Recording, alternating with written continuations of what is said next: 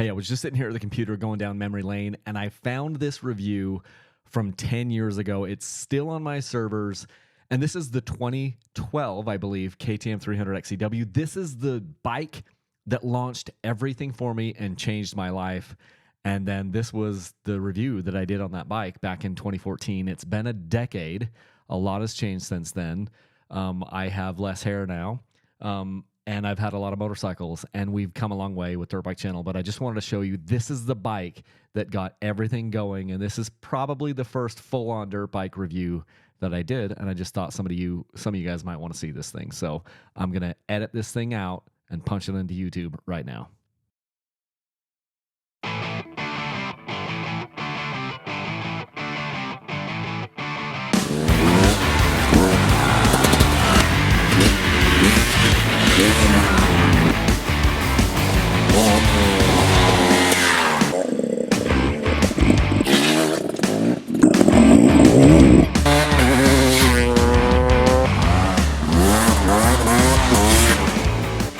Hey YouTube. So for a little while now, I guess it's been quite a while, I've been getting a number of people asking me to do a review of the 300 XCW, KTM 300 XCW. You know, KTM makes a super solid bike, and this is no exception. One of the nice things about the KTM lineup is they've got the perfect bike for just about everybody, and for many people, this is going to be the perfect bike. It's gonna be hard to get any better than this. But KTM rules the off-road world, and there's a reason. They put a lot of awesome stuff in their bike. There's a lot of good tech in these bikes, and set up straight from the factory, you can race it. Set up straight from the factory, you can go out and just have a ball. Get your sag adjusted, get the right jets for your altitude, and you know, the right needle position, and you will be ready to have a good time. I mix mine, as far as gas, I mix this thing 50 to 1, just like the book says. I am just using Motorex. It said that on the side when I got it, and I was just very unimaginative and kept with that, so it's worked for me so far. So this is more of the long-term review. On this bike alone, I've got over 2,000 miles on it. Just about 110 hours. This will be my third summer. I bought it. I've been on it in 2 entire summers, and now I'm starting into the spring of my third year of riding it. So this one that I'm riding here is the 2012 version, and I have absolutely loved this. I have loved this more than any other thing that I've ever bought. I've had some other machines in my life, and this one just fits me very, very well. This can do the fun stuff on the trails, it can do fast, it can do slow, does really, really good at technical stuff. It climbs like a beast. You can't really stall this thing. I mean, you're climbing gnarly, nasty, rocky hills and tight turns and all these things, and you have a big lip that you've got to hit, and you're thinking, there's no way I'm gonna get over that. You know, you're getting ready to feather the clutch, and the front tire slams it, and you just sort of tractor over it. And that is exactly what the 300 XCW is designed to do, to give you that low-end grunt. I mean, it grunts like a 4-stroke, but it revs like a 2-stroke, and what more can you ask? I mean, it's pretty phenomenal. You know, another thing, I'm not a real big track guy. I'll be completely honest. I don't spend a lot of time on the track, but a bike like this, you can tighten up your suspension a little bit, and you can still have fun at the track. I mean, these things, if you've seen any of the videos out there with guys with a lot more skill than me, this is a bike that you can take to the track one day, and then the next day you can be out on tight single track, and then the next day you can be out racing in the desert, and this thing will keep up with just about anybody. Obviously, with the W, for those of you that don't know, the W stands for the wide ratio transmission. So that gives you a couple of things. First thing that you'll notice is it gives you a very, very low first gear. So first gear is like your granny gear, and that helps you get up technically, helps you get through really tight technical things, loose, rocky, gnarly terrain. That first gear helps you a ton. Then after you get past first gear, it starts to widen out. On a motocross bike, a typical supercross, motocross style bike, your first gear is taller than the gear on this bike. So that's going to help you out if you're on the track. Plus, those types of bikes have a close ratio transmission where the gears are closer together. On this bike, they're a little bit further apart. So on your typical Supercross bike, if we're talking KTMs, your gear ratios between each gear is going to be, it's like 15% higher. On a bike like this, it's going to be 21% higher from gear to gear. So it's quite a bit wider. So what does that mean? That means you don't have to shift quite as much on a bike like this, albeit there are 6 speeds. But when you're shifting between second and third, there's a bigger gap there, which means that you can stay in that gear longer, which helps when you're out on the trail. You know, if you're on the track, it's probably not the best thing. However, this bike will still hang. You'll still be able to do some things. For my style, where I like to do a lot of single track, I like to do a lot of mountain trails, I like to do a lot of those types of technical things, the XCW is a fantastic fit. Fantastic. Let's talk about speed, and let's talk about acceleration. So a lot of times people wonder, like, if I get a 300, is it going to be faster than the guy on the 250? I'm just speaking about KTMs right here for this part. So I have a buddy that has a 250 SX, and that bike is dialed. I mean, he's got that thing really dialed in. And we've gone out riding, and we've done, you know, little drag races as we're going to and from different parts out on dirt roads. And when we really get on it and romp, and, you know, we're starting out in, you know, maybe just kind of rolling on in second gear or something like that through second, third, and fourth gear, he can pull away from me just a little bit. And when I say a little bit, I mean half to a 3/4 of a bike length. He never does actually get out in front of me. He's just kind of right there. He can accelerate just a little bit faster. That bike revs faster. Bike has just as much power. A 250 has just as much power as the 300s. It's just how the power is delivered. Once we get into 5th gear and 6th gear, then that's where this bike shines with that wide ratio transmission. That's where I start to pull away. So, is the 250 SX faster? Yes, but with an asterisk. It's faster on the acceleration, but not so much that it's just going to blow the doors off. You get a good rider on this bike, he'll blow the doors off of a mediocre or even just a semi-good rider, you know, on the 250 SX, if we're talking just a drag race. Have another buddy that has the 250 XC, so without the W.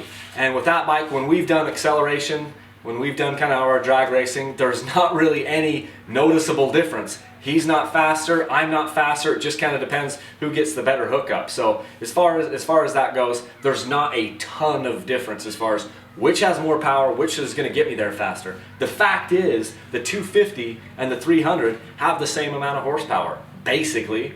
It's just how the power is delivered. Power on the 300 rolls on just a little bit slower, just a touch slower. That's due to the heavy flywheel that it has. The XCW is going to have a heavier flywheel than the XC, and the XC is going to have a slightly heavier flywheel than the SX. Not to mention that the SX is going to have a different ignition module with a different power curve. So the power is going to be delivered in a more poppy, more on the edge way than it is going to be on an XCW. And that's a little bit more mellow power is exactly what you want when you're doing trail riding and just even desert racing out there in the middle of the desert. Now, don't get me wrong. I'm not saying that this is a mellow bike in any way. This thing will tear your arms off. It doesn't matter what gear you're in, you get on the gas and it will literally pull your arms. You got to be holding on, or otherwise it'll buck you off the back. So not tame at all, but just a little bit toned down from where the Supercross bikes are, and that's by design. So naturally, people, you might ask, well, who is this bike for? This bike is for the guy that wants to do a little bit of everything. This bike is for the guy who wants to be able to hit the track occasionally and still be able to keep up with his buddies. This bike is for the guy who wants to be able to hit gnarly technical single track. This is the guy that wants to go out and race in the desert. This is really the jack of all trades bike. Now, does a jack of all trades bike exist? Yes, it's this bike. Does that mean it's perfect for everything? No, it's not perfect for everything. But that's kind of the beauty of it, is it's not so specialized with one thing that it can't do a bunch of things really well. This bike does some things phenomenal. It's going to be killer out on the trails, and you're just going to love it. I mean, if you're thinking about the XC, or you're thinking about the XC or the XCW, that's kind of your only thing to do. You can't really see it up here from this view, but you've got a speedometer, awesome. Trip counter, awesome. Hour meter, freaking amazing, because now you can keep track of all your maintenance, how long it's been between oil changes, between air filters, between when did I change, you know, that power valve. You can track all that by the hour meter and the odometer on your bike. So that's freaking amazing. Just one less thing that you don't have to put on. What about all your friends that are going to make fun of you because now you have an electric start? Hey, you're even going to have an electric start 2-stroke. You know what? Don't knock it till you try it. Electric start rocks. Anytime that you stop on a hill or heaven forbid, you know, something happens, it is pretty stinking amazing to be able to just hit that button and go again. Is there any wonder why even motocross guys do it now? Because it makes you faster. In the event that you do have a problem, you don't have to sit there and kick it. You can just hit the button and go. And the interesting thing is, if you're on one of these 2-strokes, even though you've got electric start, which has maybe 8 pounds or something like that, you're still going to be lighter than all your 4-stroke buddies because you're on a 2-stroke. It's a simpler motor. You're on a motor that fires twice as much as a 4-stroke, literally twice as much, puts out more power per cubic centimeter, per cubic inch, per cubic yard, whatever you want to call it. And yeah, so what? You've got electric start, which means it's going to be easier for you to start your bike in all situations. Don't knock it till you try it. Electric start is awesome. Who is this bike for? Let me tell you something. This bike is for you. If you've watched this video this far, you are going to enjoy this bike. You're going to love this bike. If you're kind of on the fence about what should I do, I need to decide between the XC or the XCW, I say, you know what? Try the W. It's going to be a lot of you guys are maybe coming over from a motocross bike. You've been using like your YZ or your CR or your KX. You know, you're probably coming from 4-strokes, and you've been, maybe first gear has been just a little bit too tall for you as you're climbing up hills or things like that. You are going to love this bike. Let me tell you something. When I switched over from my Yamaha 4-stroke, my 450 4-stroke to this bike, one of the things that I instantly realized is I didn't stall it. You know, when I'm going up hills and I'm doing those types of things, I'd end up stalling my 450.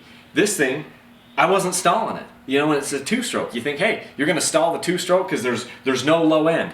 There's more low end in this bike than there is in a 450. Your motocross bike. This thing will out-grunt your motocross bike any day. So some people ask, what kind of maintenance is involved on a 2-stroke like this?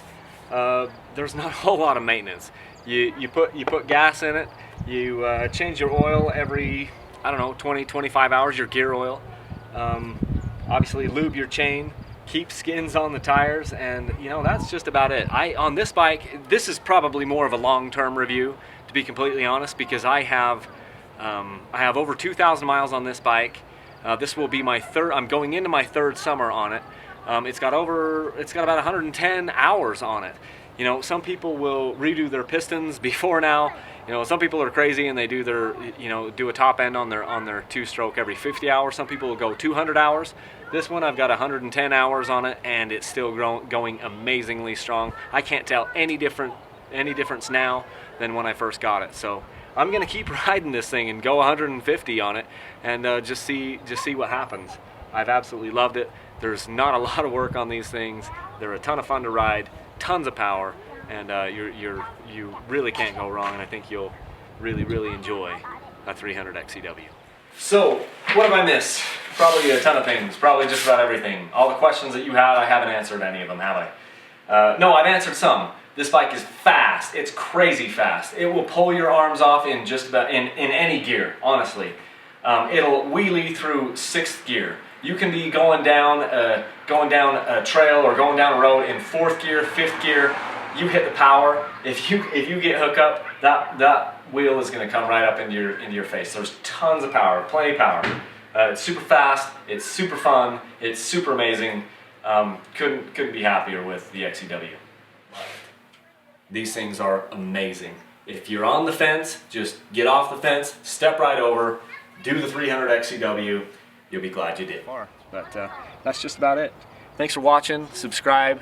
Tell me if you got specific questions about this bike or other bikes, and maybe we can make another video and kind of address some of those. So until then, thanks.